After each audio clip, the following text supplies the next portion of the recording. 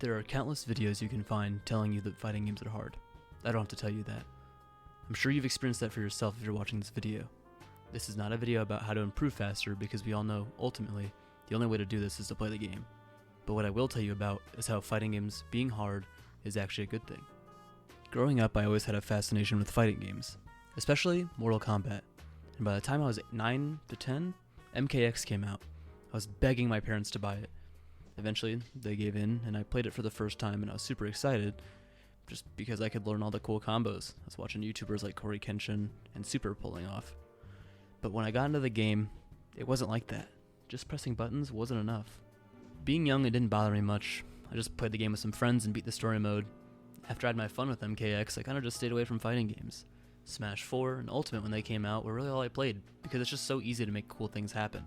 And being able to play with your friends is also a good added benefit. A couple years later, MK11 would come out, accompanied by an amazing announcement trailer, which I love the song for, by the way. But even then, I'd still never bought the game, and I still didn't even play it until years later when I got Xbox Game Pass. This trend would continue for a while. Every couple of months, I'd see a new announcement, whether that be a new DLC character for a game I already liked, or a new game entirely. And I would think, man, that kind of looks like fun, but I'd never buy that. Until one day, while watching Tampa Never Sleeps, a weekly tournament organizer, I found a game that caught my eye, and it was too amazing to pass up. Guilty Gear Strive. Now granted, this is a little while after the game came out, but it was around when the Season 1 pass was wrapping up, and by the time I hopped in, there was already a developed meta, and a general consensus on who was good and who wasn't. This is not accurate to what it is today, but it was something.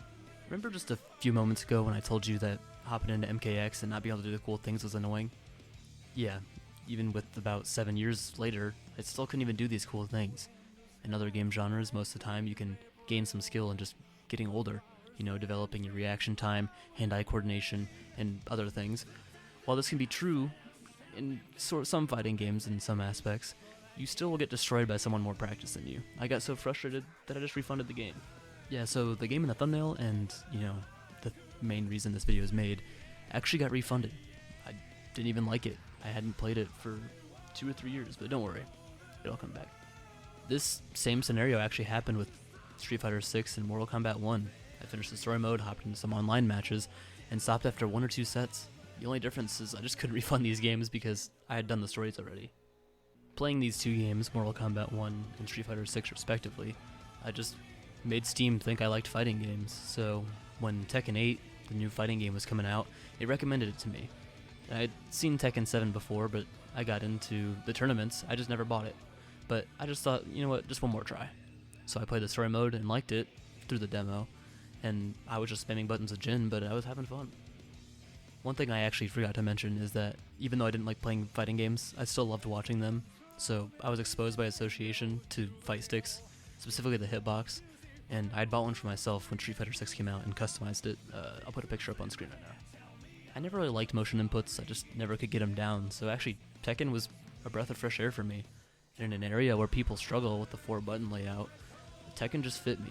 I put in almost double the hours I had on Street Fighter into Tekken, and hit Shinryu and Victor. I loved making custom outfits for them, Future Trunks and Nanami from Jujutsu Kaisen respectively, and for the first time ever I was doing cool things. I just saw streams and was copying the combos that I saw from those. And as corny and cliche as it may sound, the fun in the fighting game isn't the huge combos and beating your opponents all the time, it's from the progression. Now I'm not saying it's not fun doing these combos, because everyone knows that, but looking back and seeing the progress is just a feeling I've only ever gotten from another genre, and that's Souls-likes.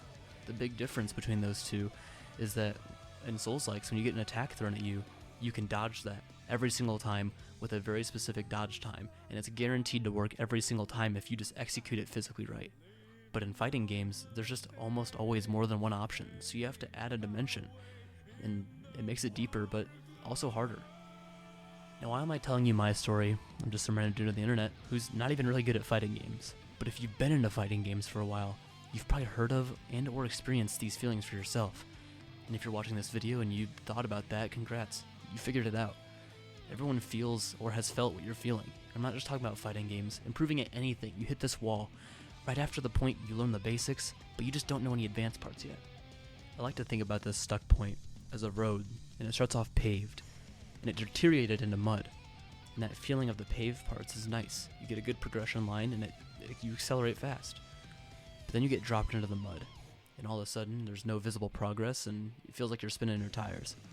It can even make you feel like you're going backwards sometimes. But if anyone has ever ridden a dirt bike or any other vehicle through a trail, you know that the mud or loss of traction is kind of the fun part, because you get to persevere through and find a way to put your skills to the test and make it through that mud or stop spinning your tires and catch traction.